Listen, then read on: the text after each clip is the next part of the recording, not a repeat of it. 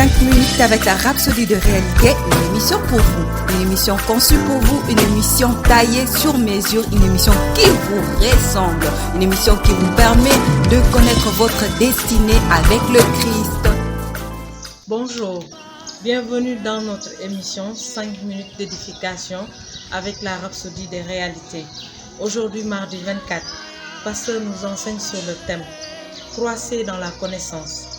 Le verset d'ouverture est tiré de Ephésiens 4, verset 18, qui dit « Ils ont l'intelligence obscurcie, ils sont étrangers à la vie de Dieu, à cause de l'innocence qui est en eux, à cause de l'endurcissement de leur cœur. » Le développement dit ceci. L'apôtre Paul, par l'Esprit, met en évidence l'horrible état du non-chrétien.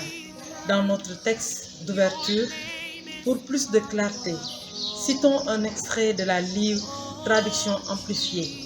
Leur compréhension morale est obscurcie et leur raisonnement est accablé de la vie de Dieu à cause de l'ignorance.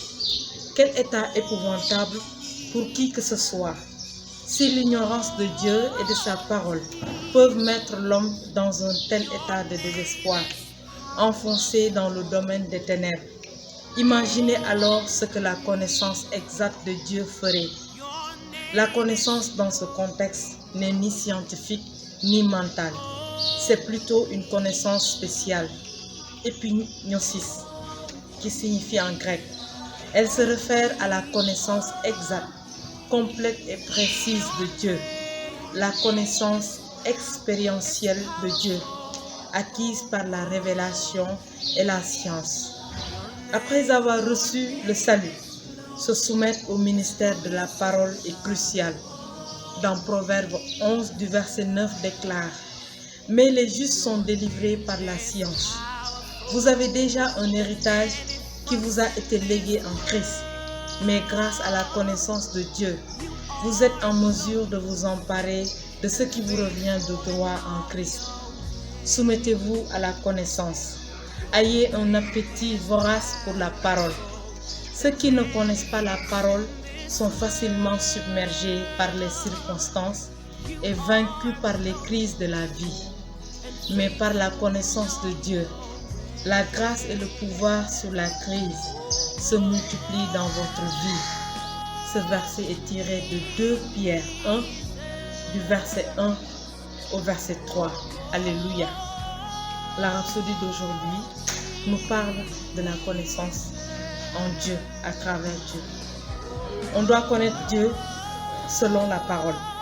Et c'est ce qui est bien pour nous, afin que nous puissions vaincre les crises de ce monde et tout ce qui est dans ce monde.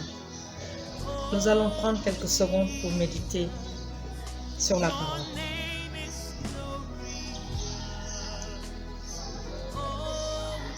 Nous allons prendre la confession. Vous allez répéter après moi. Cher Père Céleste, je te remercie pour le dévoilement de ta parole à mon esprit et pour m'avoir rempli de la connaissance de ta parole en toute sagesse et compréhension spirituelle.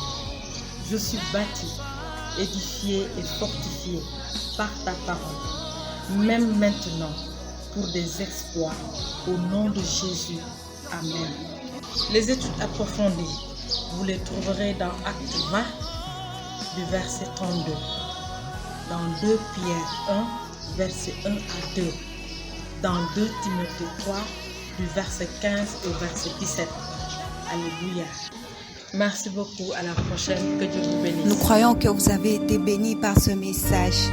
Nous vous invitons à faire de Jésus-Christ le Seigneur de votre vie en disant cette prière. Seigneur Jésus, viens dans mon cœur et deviens le Seigneur de ma vie. Je reçois la vie éternelle dans mon esprit. Et selon Romains 10, 9, si tu confesses de ta bouche le Seigneur Jésus, et si tu crois dans ton cœur que Dieu l'a ressuscité de mort, tu seras sauvé. Je déclare que je suis sauvé, je suis né de nouveau, je suis un enfant de Dieu. Maintenant, j'écris ce qui demeure en moi. Félicitations, vous êtes maintenant un enfant de Dieu.